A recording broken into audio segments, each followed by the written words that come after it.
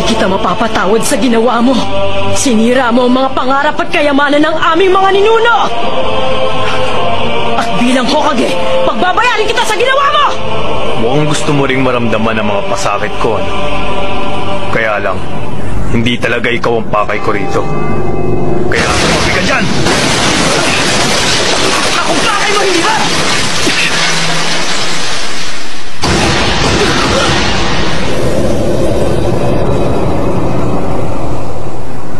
Lumayo na kayo! Hindi ko hahayaang humawak ng basura ang Hokage! Magkape ka na lang habang nanonood sa labang ko! Naruto! Ano na nangyayari?